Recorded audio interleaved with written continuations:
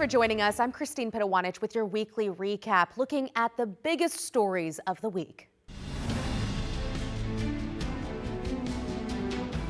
We begin with the wildfires burning across Oregon. The active fires have mushroomed from 80 in the state just a couple days ago to more than 140, and nearly 500,000 acres burned.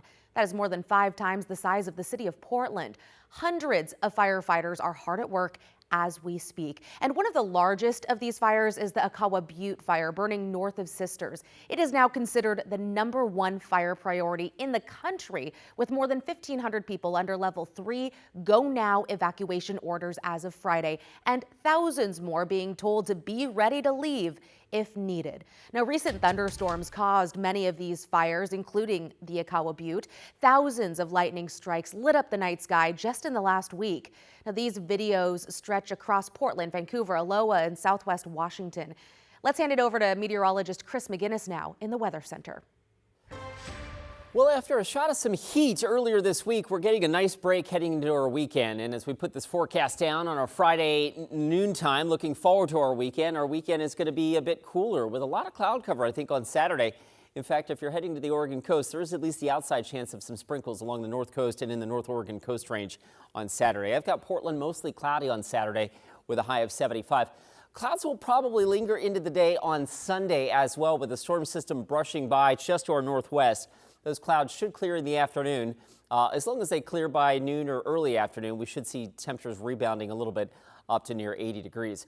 I do want to point out that fire danger continues to run really high. This is probably obvious, but with the ongoing numerous wildfires that are burning east of the Cascades, we also have, of course, lots of wildfire smoke in the air. And the overwhelming wind trajectory here heading into the weekend is going to be westerly. Gusty westerly winds through the east end of the gorge.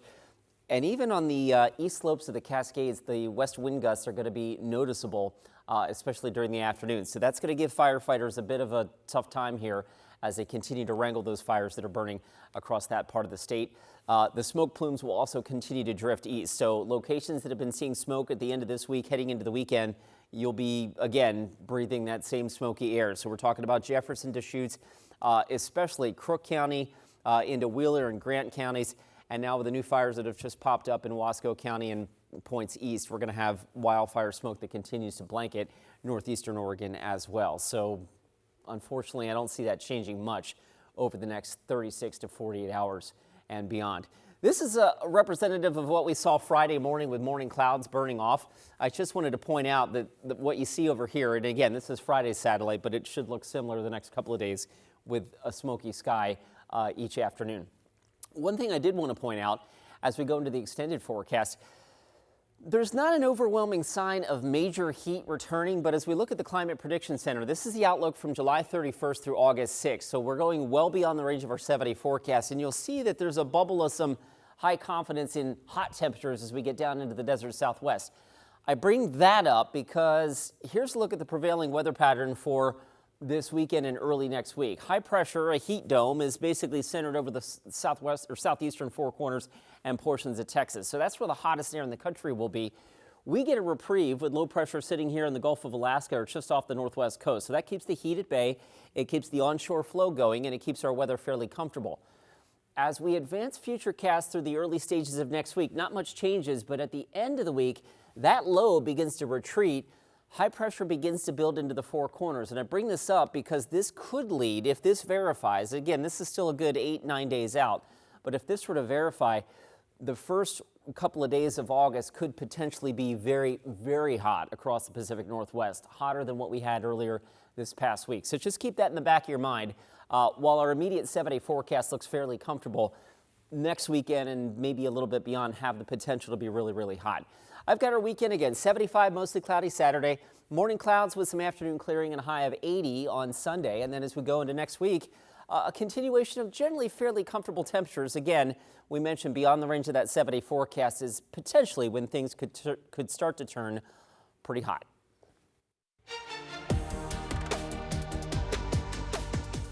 To the latest now on the Moda funding saga. On Thursday, Multnomah County commissioners decided to hold off on a final decision about funding Moda Center renovations until early August. That decision came a day after city leaders in Portland held another executive session on the topic. Council President Jamie Dunphy says councilors are moving toward an agreement they feel is fair, saying they are intent on keeping the Trailblazers in Portland. City leaders say the Blazers, though, have refused to formally respond to an early proposal, enter into negotiations, or share details about the planned renovation. Anonymous Blazers sources did tell The Athletic this week that the city's first offer was a, quote, non-starter. But Dunphy tells us that Portland is in a better position now than a week ago, saying NBA sources feel the city is operating in good faith and the Blazers need to respond. I've heard is that nationally, the fears that Portland was acting crazy have been allayed, and that we've actually put forward, again, a draft, but a very reasonable first opening position. The city of Portland is a serious player in this. We want a deal. We want a good deal. We don't want a blank check to a billionaire, but we want to see what we're getting for our investment. Dunphy sent a letter Wednesday inviting the Blazers to the city's public works session next week to talk about Moda renovation funding. He says he's not sure if team representatives will show up.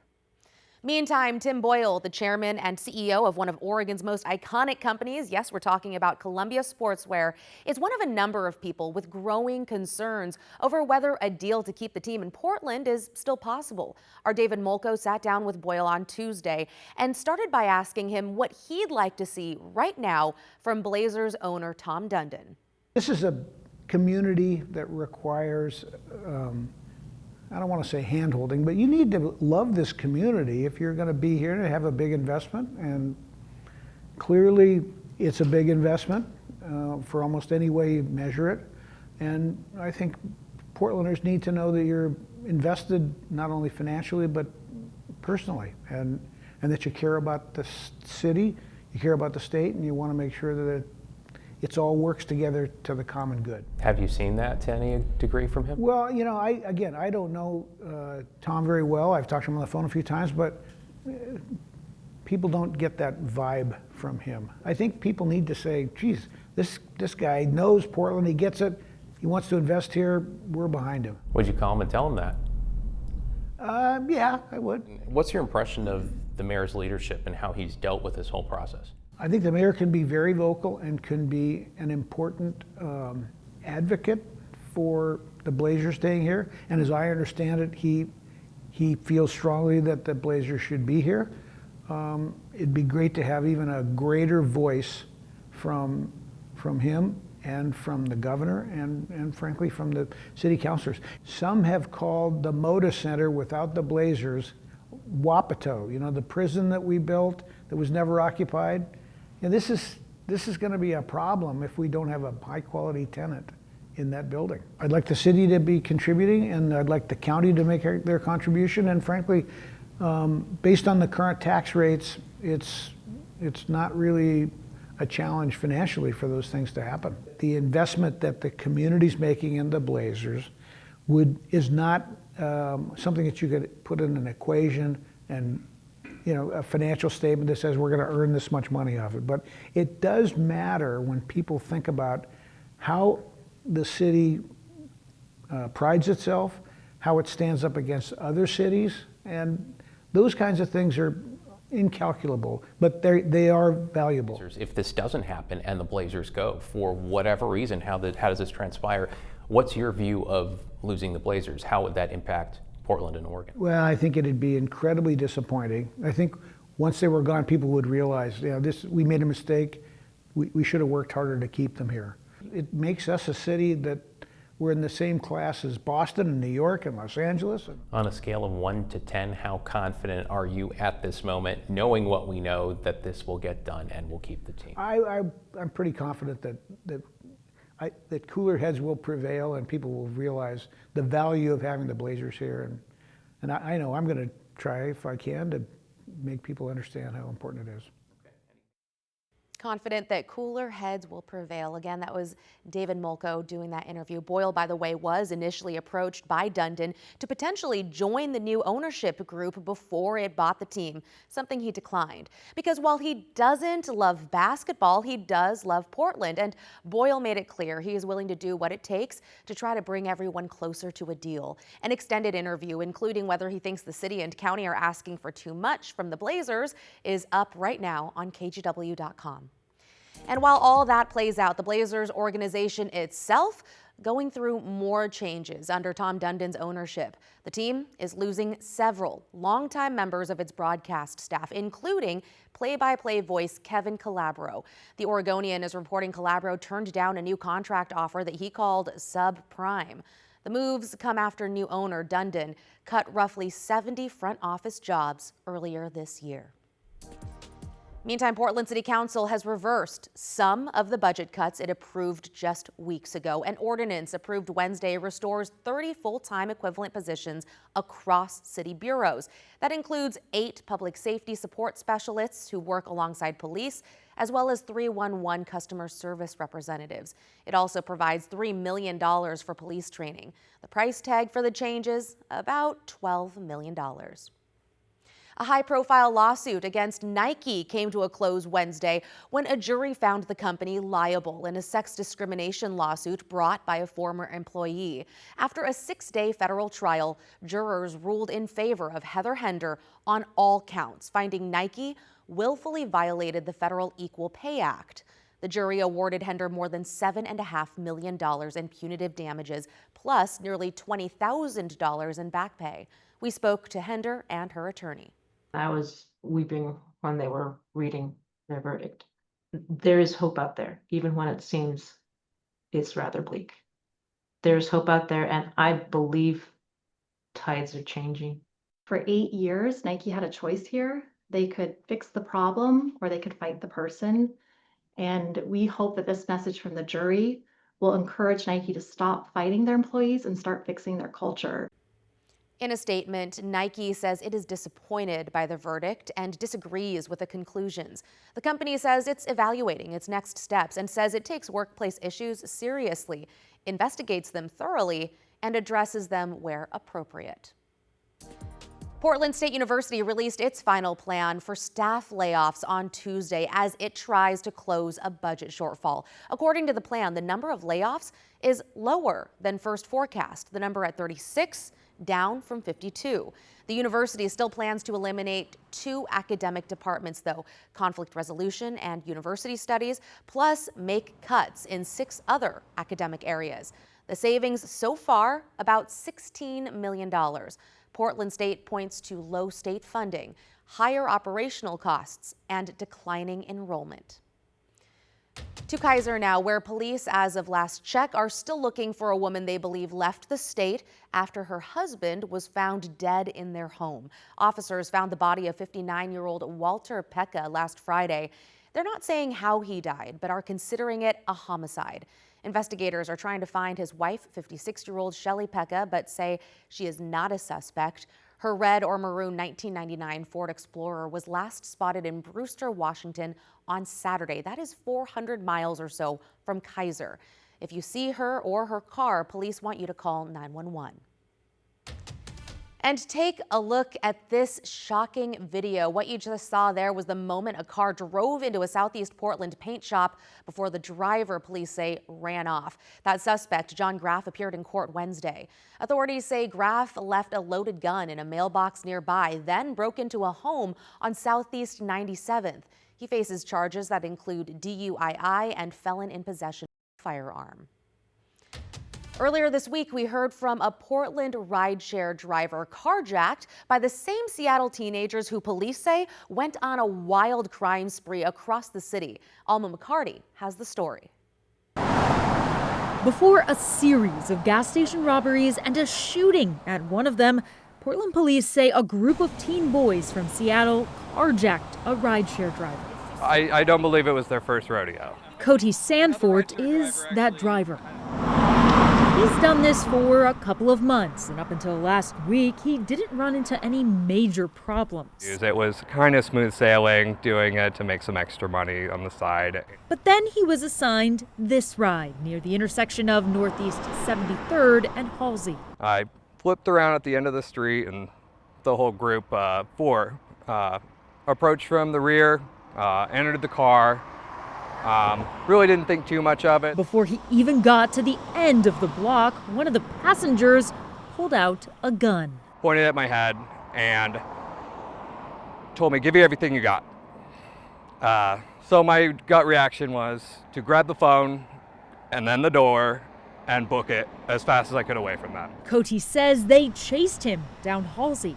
I ended up tripping a couple blocks down this way, and they grabbed my phone, and then they were off with the car. The car, this SUV, he just got back more than a week later after officers arrested and charged the teens in connection with other crimes. A shooting at a 76 gas station, an attempted car break-in, and a convenience store robbery. There's every reason to believe this crew is going to continue this activity and victimize more people. Cote isn't surprised. And when the detective called me on the phone a couple days after the events, he had informed me that they were committing a lot of crimes around town, and I said, I remember my exact reaction was, "Sounds about right." Alma McCarty reporting there. Now, Cote says he was driving for Lyft at the time and was auto-assigned the pickup and couldn't see the identity of the person behind the account. The company says it's permanently banned the rider and are assisting law enforcement with the investigation. Well, a new report from Nippon Dynawave is giving us more insight into that deadly chemical tank blast in Longview that killed 11 workers. The report, submitted to state regulators, describes how the storage tank failed, resulting in a spill of about 900,000 gallons of white liquor, a corrosive chemical used in the paper-making process. Now, according to Nippon Dynawave Packaging, the massive spill, quote, damaged a nearby fire main, which added water and meant the liquid spread across a much larger area. Now, this map from the company shows the spill covered about 12 acres, with plant workers taking steps to minimize the damage. But the report says workers faced really tough trade-offs. Keeping pumps running risked sending contaminated liquid toward the Columbia River, but shutting them off caused other areas to overflow. An outside industrial safety expert says plant workers were able to avoid a catastrophe. They were sending what little they could directly to the Columbia River, and then they were basically using their paved area as a collection pond. Nippon Dynawave said it is working with state and federal investigators to identify what caused the disaster. Have you heard about this one? Call it a case of AI going rogue. We're talking about an artificial intelligence agent developed by OpenAI that essentially escaped, in a way, and hacked another tech company during a test on its cybersecurity skills. Now, OpenAI says the system bypassed its own security controls and breached AI company Hugging Face to look for answers to that test. Now, the incident adds to growing concerns about how advanced AI systems could evade safeguards that are designed to keep them in check. And in your health headlines this week, the U.S. has now seen nearly as many measles cases in just the first part of this year than in all of 2025. Local health officials sounded the alarm Tuesday, emphasizing how contagious the disease can be, and they're pleading with families to make sure kids are vaccinated before they head back to school. Multnomah County's health officer says if you think you or a family member might be infected, call your healthcare provider ahead of time to arrange treatment in a contained environment. Also, look out for flu-like symptoms and rashes that start at the head. One of the most popular video games in the world for kids right now, called Roblox, is facing a lawsuit. It accuses the platform of allowing a child sex predator to groom an Oregon girl. Harley Coldiron explains what happened and how parents can keep their kids safe. Part game, part digital playground, Roblox lets millions of kids build, battle, and explore. But now a new lawsuit alleges it's the perfect place for pedophiles. It's a massive problem. It's caused massive harm to kids throughout the country. Pat Hewitt represents an unnamed Oregon girl who says a predator groomed her through the game's chat feature when she was 9 years old. According to the lawsuit, the suspect allegedly convinced her to run away, but was stopped after the mom discovered the messages. They want more safeguards, protections for child safety, and argue Roblox shouldn't advertise itself the way it does. Their CEO has said this is the safest online environment. They've told parents we take every precaution possible. Just this year, the company released a slew of new identification measures, content moderation, and facial recognition. The company telling KGW in a statement, criminal behavior has no place on Roblox. We have robust protections in place that go beyond many other online platforms, including age checks for chat features designed to limit communications between adults and kids they don't know, and newly launched age-appropriate Roblox Kids and Roblox Select accounts for players under the age of 16. And, coincidentally, they started doing that after we started filing our lawsuits. Detective John Richardson works for Portland Police's child abuse team. I think if you want it to be safe, you have to have a lot of involvement from the parents. The Bureau and himself have nothing to do with the lawsuit, but he says nothing on the internet should be considered safe. Where people can hide their face is the perfect environment for somebody to go to that wants to contact kids. It is important to note that this alleged incident happened more than 10 years ago, but is allowed to proceed in court because of the statute of limitations. Now they are asking for changes to the platform, but also compensation. The exact amount has not yet been determined. Harley Coldiron reporting there. Now, remember this Wilt Chamberlain jacket found in a Portland Goodwill bin? Well, there you see it. Earlier this week, it sold for just over $89,000 at auction. We told you about 19-year-old Quinn Brown's incredible luck a few weeks back. He paid just $3 for the NBA Finals jacket after he saw someone else threw it back in the bin. Lucky him. The auction ended Monday afternoon with a last-minute bidding war. That got the price to skyrocket, more than $49,000 in the last 15 minutes before it closed. The most Brown made on a find before this whole thing, $250 on a vintage shirt. Good for him. And you've surely seen videos online of this guy, right? This raccoon has become a legend in days. People call him Jimothy, and he's winning hearts not just in Seattle, where he lives, but on social media across the country. Jimothy has a rare congenital spinal deformity that compresses his vertebrae and gives him that iconic look. In just days, he's inspired tattoos, a mural, and even landed himself an honorary degree. I think because, he's dealing with life a little bit differently, and he seems to be fine. And I think that resonates with a lot of us. Yeah, I think so too. Our furry friend was also the subject of a mural that sold for $6,500. All that money is being donated to the Ballard Food Bank in the Seattle area. Oh, Jimothy, people just need a little positivity, right? And he's so cute. Don't you love him? Some people don't. Well, that's a wrap on your weekly recap. I'm Christine Pitawanich. A reminder, you can catch up on the latest headlines anytime on KGW.com, your KGW app, or our YouTube channel.